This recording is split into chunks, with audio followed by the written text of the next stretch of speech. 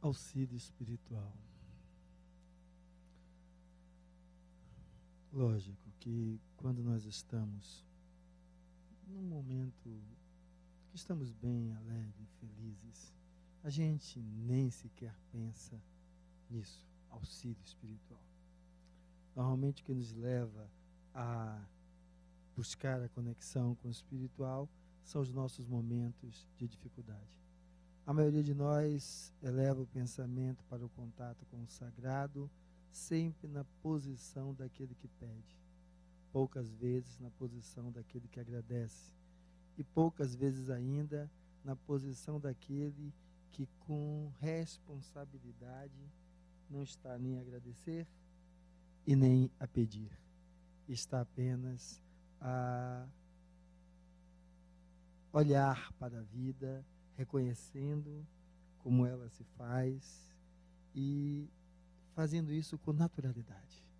Não é um pedinte que está ali dependendo de alguma coisa para alguém, como ao mesmo tempo não é alguém que está ali para agradecer, como se a vida só fosse um lado ou outro. Às vezes, quanto mais vamos amadurecendo, nós vamos criando um hábito de conversar com o sagrado no cotidiano. Como aquela conversa que a gente tem com nós mesmos. Faço isso, não faço?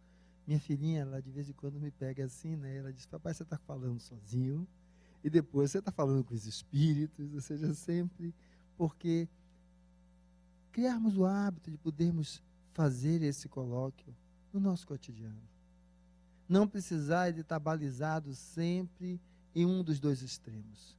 Ou quando estamos regozijados agradecendo, ou quando estamos no chão precisando de amparo. O que é que nós podemos entender enquanto auxílio espiritual? Eu gosto de umas figurinhas. Aí na frente temos a imagem do mestre, né, flamulando. E veja só, descreve o Cristo como um dos maiores pedagogos, né, da história. Mas uma coisa que eu acho interessante nele é que em nenhum momento na sua trajetória ele deixou impresso a ideia de que, olha, eu lhe salvei, daí em diante agora tudo são flores. Nunca. Nunca. Ele descreve que não veio destruir a lei, mas dar cumprimento. Quando se fala em lei, isso me toca no cerne da alma, quanto a uma das leis que eu acho que é mais difícil de compreender, a mais difícil de internalizar, e que para mim é por isso a lei major de toda a vida, livre-arbítrio. É a lei do livre-arbítrio. Ele não veio destruir o livre-arbítrio, ele veio dar cumprimento. Porque quando nós estamos a pedir auxílio e nós queremos que alguém chegue e conserte as nossas engrenagens e pronto, esquecemos que se alguém é capaz de chegar e consertar as nossas engrenagens, somos autômatos. Autômatos são seres com atitudes programadas, exatamente configuradas. Lá no Velho Testamento, um dos trechos dizem, sois deuses. E sabe por quê? Justamente porque isso é impossível. Porque se isso fosse possível, viraríamos autômatos. Aquele que faz tudo que foi programado, aquilo que o outro quer. Mas por mais que isso seja esse elemento tão explícito e claro, na grande maioria das vezes é o que a gente quer. A gente quer a mulher que faça o que a gente quer, o marido que faça o que a gente quer, os filhos que façam o que a gente quer, o empregado que faça o que a gente quer. E esquece de perceber que a unanimidade é burra. Aquele que só diz sim senhor, não caminha, não lhe acrescenta em nada, não faz você ir além de onde você está. Para que a gente então possa estar respondendo o que é auxílio espiritual.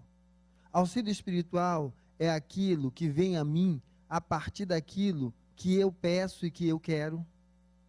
O auxílio espiritual é aquilo que vem a mim a partir daquilo que eu necessito. Para que a gente, então, comece a olhar a vida com outros olhos. Porque na maioria das vezes, quando vamos falar em auxílio espiritual, vamos imaginar a nossa dor e as múltiplas mãos dos espíritos nos amparando, nos segurando. Que lógico, quando a gente está em dificuldade, a gente quer mesmo, certo? Quer algum auxílio, quer alguma ajuda. O problema, se é que pode ser dito como problema, né? Não é esse. A questão é quando transformamos aquilo no carimbo, no emblema de nossa vida. Você deve conhecer aquela pessoa que quando você encosta nela, ela já começa a contar as dores, as lamúrias, os problemas. Parece que é só aquilo. Ela vive dando voltas dentro daquilo. Aquilo é o elemento major da sua própria vida. Essa é que é a dificuldade. Mas para a gente poder entender mais ou menos claramente o que é isso, vamos sair desse panorama da dor e vamos encontrar aquele casal, que quando eu falo casal, entenda de forma pleomórfica, homem, homem, mulher, mulher, homem, mulher, um jovem, uma velha, um jovem, porque casal, estou falando convivência a dois, literalmente. Aonde um é aquele anjo que protege o outro, que faz tudo que o outro quer, e a vida parece uma coisa assim maravilhosa, certo? Só há sorrisos.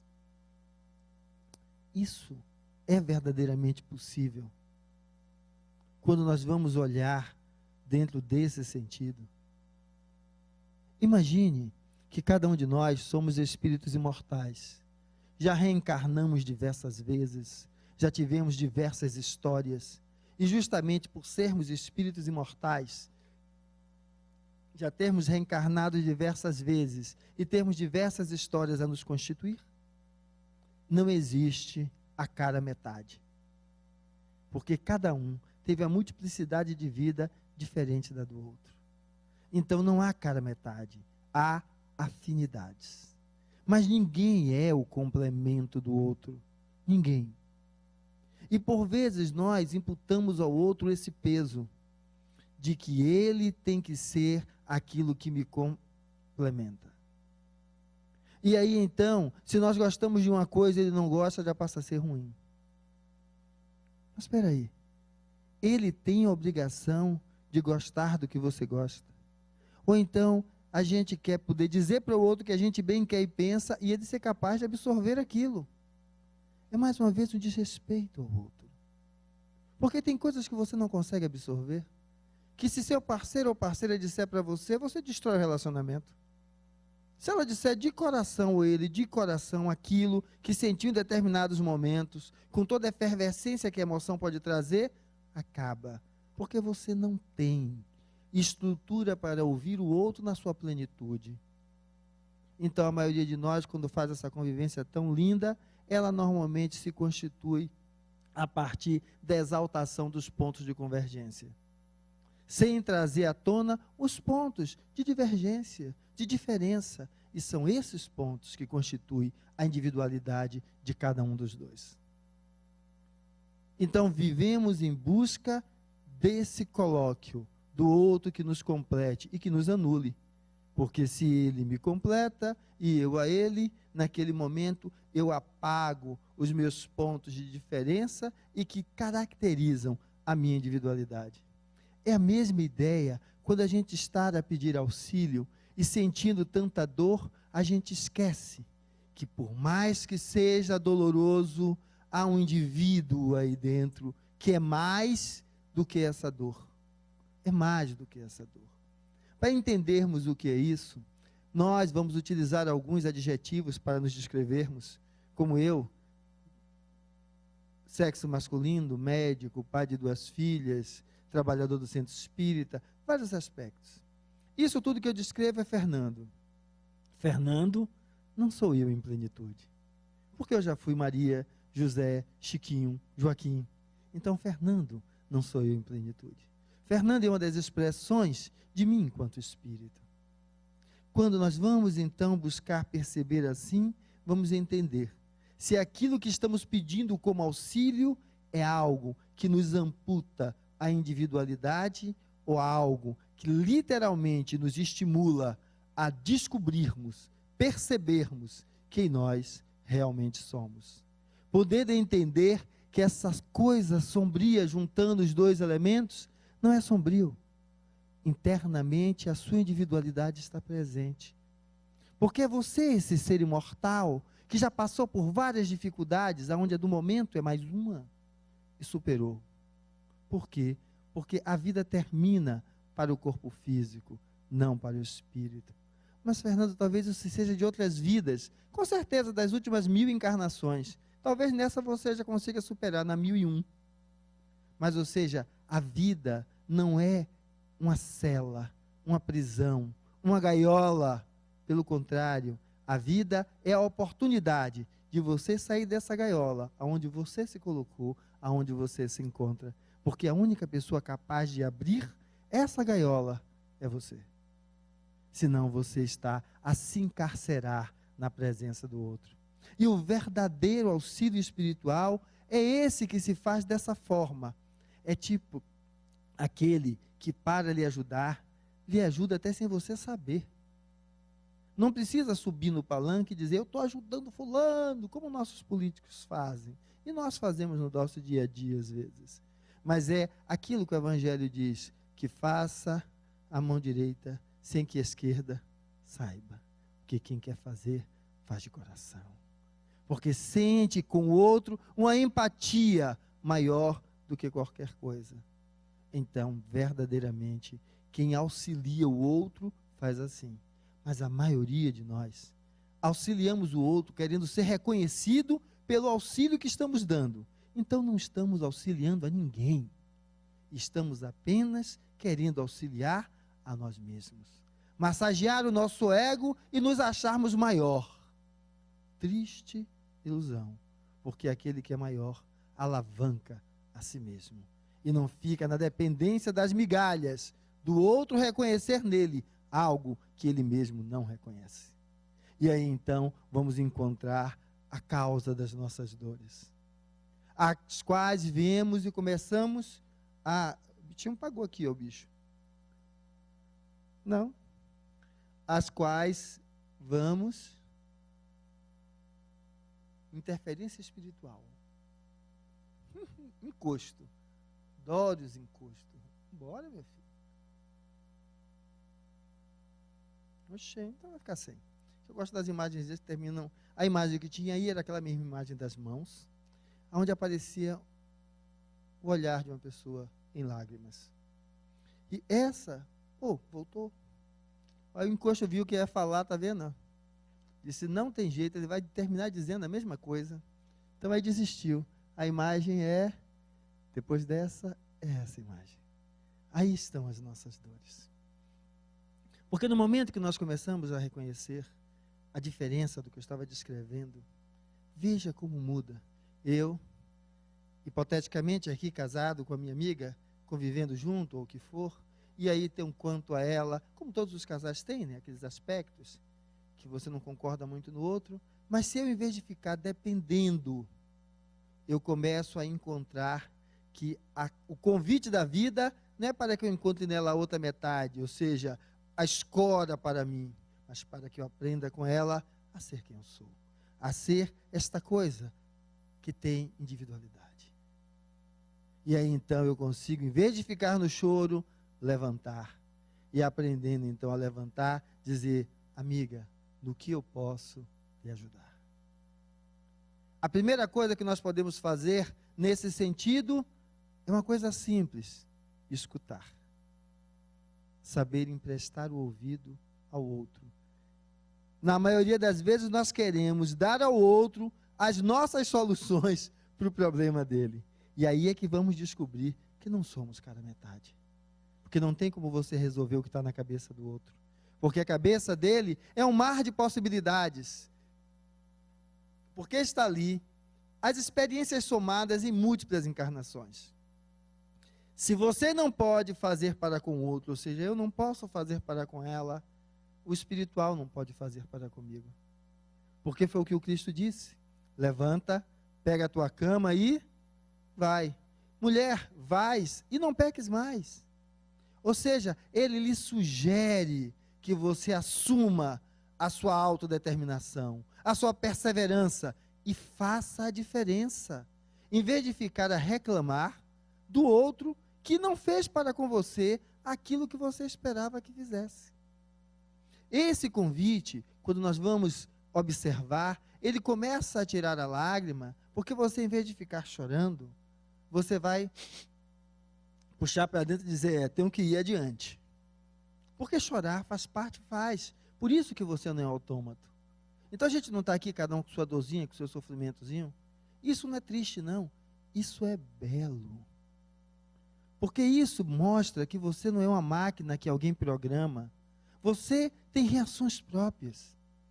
A vida pulsa em você e não é um liga e desliga de uma chave. Porque se fosse um liga e desliga para resolver, seria um liga e desliga também para destruir. Por isso que mesmo quando nós vamos pensar em influências, e aí vamos entender que essa individualidade, ela está à mercê, está sim à mercê de influências que a circundam. Que é quando nós olhamos esse buraco vazio.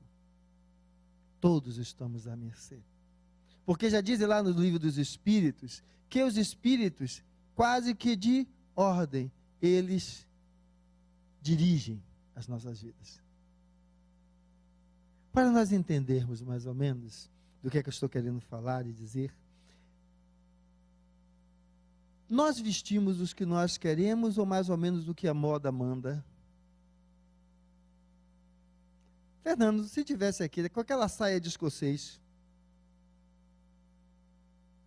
se tivesse com aquele cabelo rasta enorme, só meia banda e a outra penteada certinho. Ou seja, nós tendemos a viver como se fôssemos rebanhos, sem assumir a sua própria individualidade, sem assumir aquilo que lhe representa. Nós parecemos, sabe o quê? Aqueles adolescentes. Quando está saindo da pré-adolescência para entrar na adolescência, que forma aqueles bandos? Porque ele precisa criar uma identidade própria. Na falta da capacidade de constituir isso no eu, ele se agrupa no bando, para se sentir fazendo parte, porque ele precisa romper o modelo de onde ele veio para criar um modelo próprio. E faz essa cascata. E a gente, às vezes, continua assim. A gente não consegue olhar e identificar. Porque quando vamos falar em auxílio espiritual, eu estava falando, então, ao lembrar do Cristo, que ele é o exemplo do auxílio. O exemplo dele não foi carregar ninguém nos braços, nem nas costas. Jesus não é o salvador de ninguém, porque não existe salvação. Não existe salvação porque não existe perdição. Porque está lá escrito, sois deuses. Fomos criados simples e ignorantes. Se alguém tem culpa do que eu sou, é que me criou. E lógico, de maneira magnânime, dirá ele, ou diria ele, era a beleza estar aonde você acha que está a dor, a dificuldade. Porque a beleza está nisso, ou seja, essa capacidade que você tem de não ser guiado, construído, manipulado por ninguém. Toda manipulação tem um momento que ela acaba. Porque somos seres fadados ao encontro com a plenitude do ser. Mesmo que a gente ache que esteja vivendo a pior das dificuldades, a pior das angústias. Porque ser imortal é isso. Como eu brinquei, talvez você esteja desse jeito há 1000 encarnações, mas essa é a 1001. Você vai se livrar agora, aprendendo a superar aquilo que tem. Porque como você é imortal, você vai tender sempre a, numa próxima oportunidade, fazer diferente. Mas como, Fernando, fazer diferente? Sabe por que você não se lembra da encarnação anterior? Essa é a misericórdia divina. Esse é o auxílio espiritual, para que você tenha a oportunidade de, não lembrando do que foi ontem, mas trazendo no cerne de sua alma a necessidade do que você precisa hoje, você fazer a diferença. Porque lembrando-se do que foi ontem, não iria a lugar nenhum. Ah, mas eu queria lembrar quem eu fui na encarnação passada, o que foi que eu fiz. Veja só, você está convivendo com um parceiro, descobriu que ele deu aquela pulada de cerca braba. Braba. Você vai então, eu vou perdoá-lo. E perdoa mesmo, mas não esquece nunca. 20 anos depois, naquele dia, quando você fez aquilo. Porque fica a marca lá dentro. Imagine se nós lembrássemos dos outros momentos vividos. Seriam entraves para que nós pudéssemos superar aquilo que ainda não aprendemos. Porque a ideia não é a ideia do castigo. Ali embaixo, naquela imagem que eu mostrei no centro, iria aparecer a foto de uma mão segurando uma máscara. Para a gente poder mais ou menos entender isso, aqui, está cada um com sua máscarazinha aí no rosto, como eu também com a minha. Porque nós representamos papéis, em lugares diferentes, papéis diferentes, em momentos diferentes, papéis diferentes. A questão não é isso, porque será assim, eu enquanto filho de minha mãe, que ainda é viva, esse é um papel. Eu enquanto pai de minhas filhas, é um outro papel. Agora, quando eu me cristalizo numa coisa só, aí eu viro o mesmo em tudo que é lugar. E aí, justamente, eu não consigo dar possibilidade de encontrar e reconhecer aonde eu estou falhando, errando, ou precisando rever as minhas atitudes. O convite do auxílio é esse. Então, quando vamos dizer isso, eu estou descrevendo que são essas máscaras, que vamos agora traduzir em perspectivas comportamentais, que são elementos que vão atrair. Atrair o quê? Se lembra que quando eu disse que não podíamos ser autômatos? Então, chegar aqui e querer que a gente entre naquele salão, ou em qualquer lugar, e chegue um espírito e enfie o dedo lá na tomada, faça tum, e aí você vira outra pessoa? Que imagine, se existisse essa possibilidade dele enfiar o dedo, você virar outra pessoa, como você quer. Existia a possibilidade de alguém enfiar o dedo e você virar outra pessoa como ele quer, e não como você é. Que é o processo ao qual vamos entender o processo da influência espiritual pautada na obsessão que se veicula no sentido de lhe prejudicar. O espírito não tem o direito de fazer com você o que ele quer. Ele tem a possibilidade de fazer com você o que você permite. E como é que ele aparece? Ele se vincula a você como um auxílio. Toda a presença espiritual junto de você é um auxílio. Mas, Fernando, auxílio é quando eu estou aqui vibrando por Chico, por Joana, por Jesus? Não. Todo ele. Porque se você atrai determinado tipo de energia, é porque aquela energia precisa ainda ser trabalhada em você. Porque quando você superou aquilo, você já internalizou. Não é destruir aquela energia. Quando você internalizou, aprender a usar aquela energia positivamente, nada se pendura em você por causa dela. A exemplo, a agressividade. Estamos num tempo de paz. Quem não tiver agressividade não conseguirá construir a paz. Agora, essa agressividade em quê? Em destruir o outro? Não. A agressividade enquanto força de autodeterminação e perseverança. E passar frente às coisas que parecem que lhe controlam, mas que quando você torna consciente, você assume o controle. Se você for sempre aquela ovelhinha que sempre vai fazer amém, amém, você vai fazer amém. Sabe como é que a gente faz amém? Quando a gente tenta fazer, regime. Começa na segunda, mas é a ovelhinha, não é o lobo, que é o exemplo do agressivo. Aí na terça-feira a gente encontra uma feijoada no comer daquilo. E aí a gente faz, bé, amém, vamos comer a feijoada. Se fosse o lobo, dizia, não, porque a circunferência abdominal está maior, aumenta o risco de infarto, de AVC e de eu morrer, e não poder estar amanhã, fazendo mais uma vez de mim o exemplo de ser diferente enquanto filho de Dona Iracema e enquanto pai de Biananda. Porque precisa autodeterminação, força, essa voracidade, para que eu seja capaz de superar esse impulso interno que me leva a comer o mais calórico, porque lá nos primórdios, que a gente vivia na caverna, a gente tinha que comer o quê? O mais calórico ou menos calórico? O mais calórico, porque nem sempre tinha comida. Então, são elementos que já estão enraizados, que eu preciso superá-los. E que, além disso, por vezes funciona como uma fonte de prazer. Minha relação com minha amiga que hipotética está naqueles altos e baixos, mais baixos do que alto, e eu compenso comendo. Eu compenso bebendo. Eu compenso trabalhando, feito um desvairado. Então, aquilo que me é prejudicial, pelo outro lado, está me alimentando da falta do prazer que eu não tive voracidade para construir, para cultivar. E aí, então, não está dependendo daquilo que me é deletério. Então, há essa necessidade. Porque justamente quando você olha para você e você começa a perceber que máscaras são essas, você vai começar a perceber que tipo de companhia espiritual você tem. Você está atraindo, você está caminhando. Para que isso?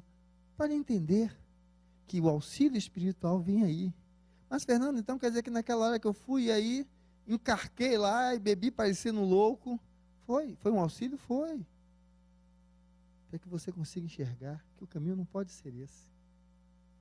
Um grande sábio já dizia: embriagai-vos de qualquer coisa, mas embriagai-vos, porque para viver precisamos estar embriagados.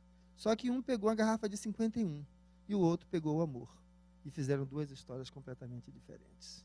Então, dizei-vos, de que queres estar embriagado para viver? De veneno ou de auxílio? E esse auxílio não vem de fora, vem de dentro. Agora, quando você sintoniza desse jeito, veja que o que é que você atrai? Outros espíritos assim. Imagine, Fonte Nova, dia de futebol, jogo, Bahia e Vitória. Deve ter uma galera de desencarnado também lá.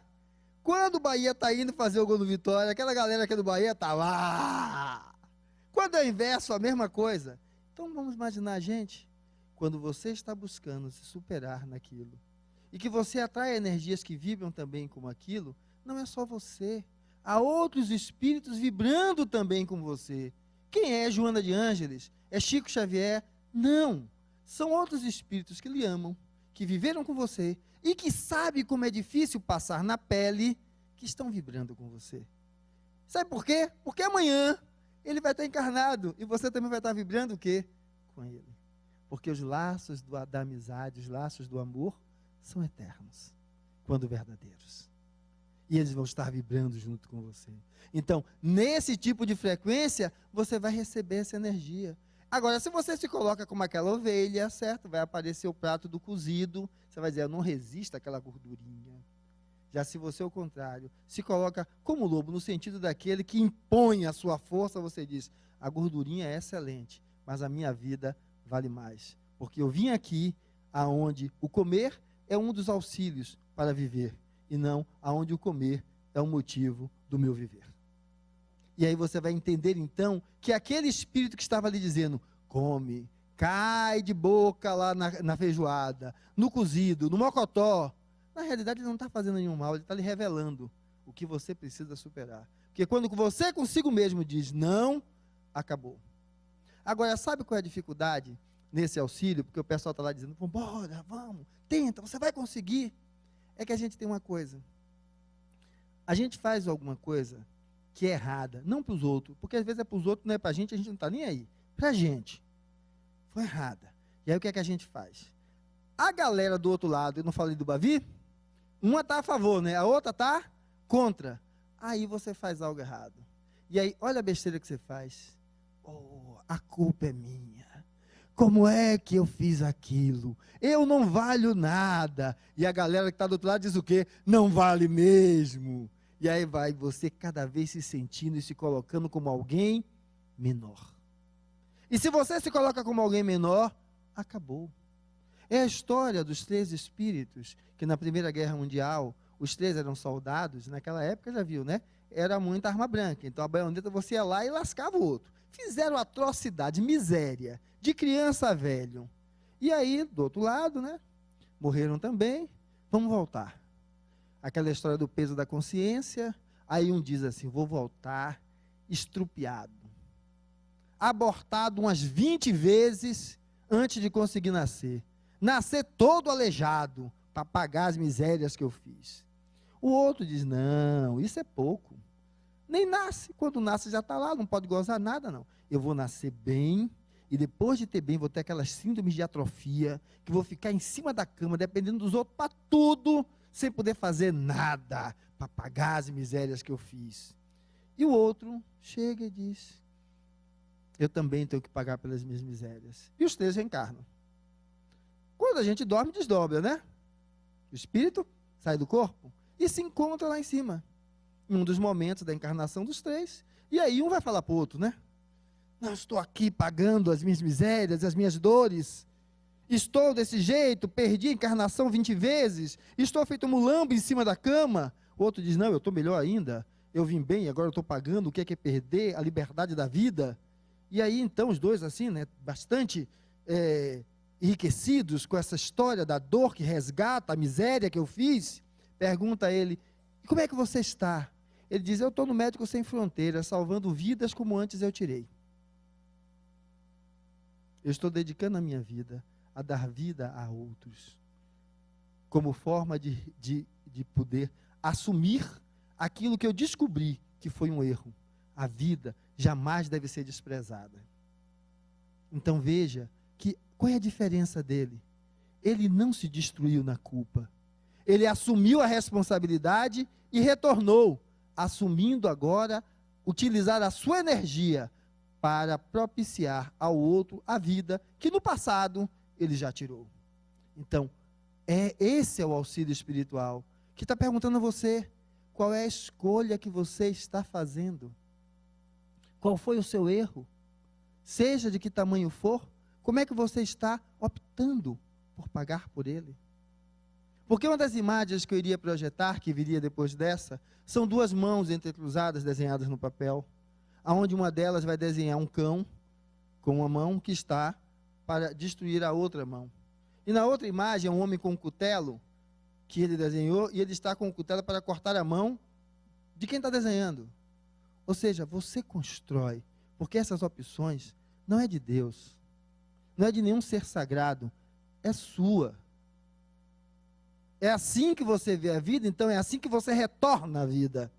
Agora, quando você começa a entender que menos um é menos 2, que menos 1 mais 1, aí pode ser um 0 a 0, aí você vai começar a entender.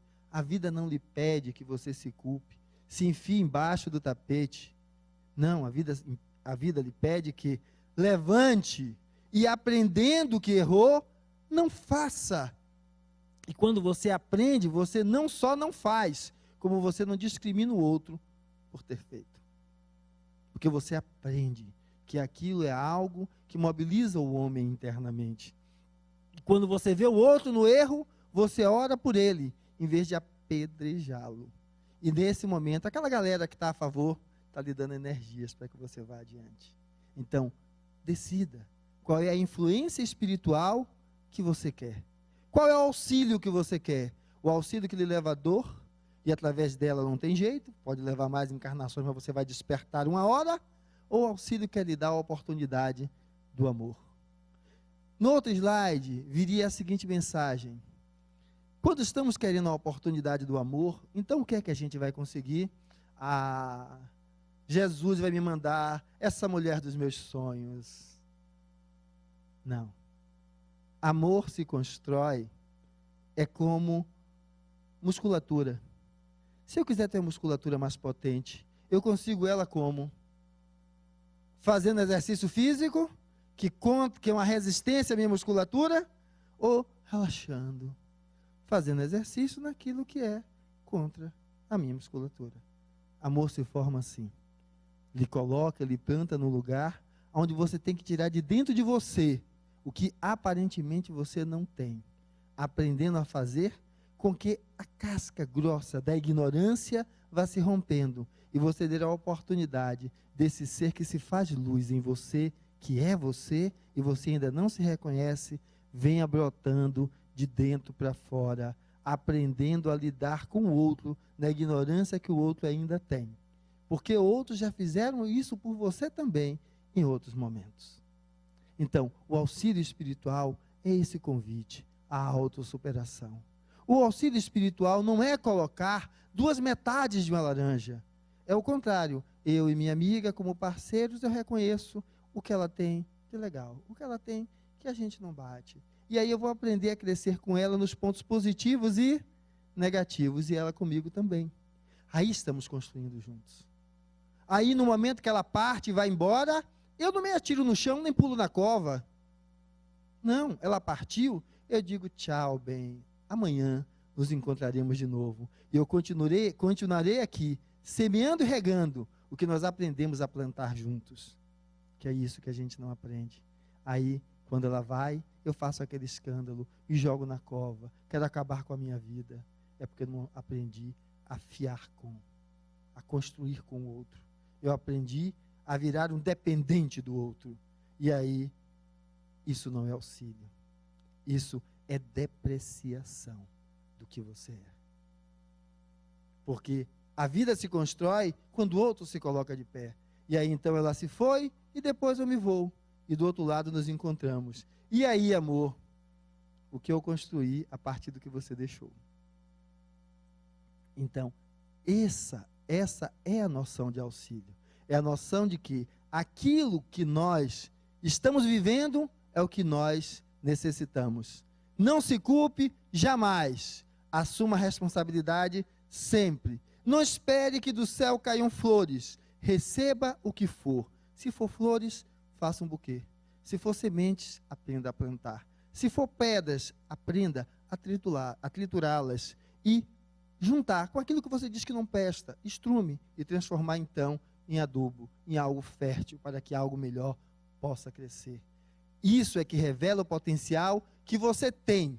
Aquilo que é você se torna capaz de fazer com o que você recebe, e não o ser dependente daquilo que recebe. Porque você não é dependente. Você é um ser primordial, singular, único, e como já dizia o Velho Testamento, sois deuses.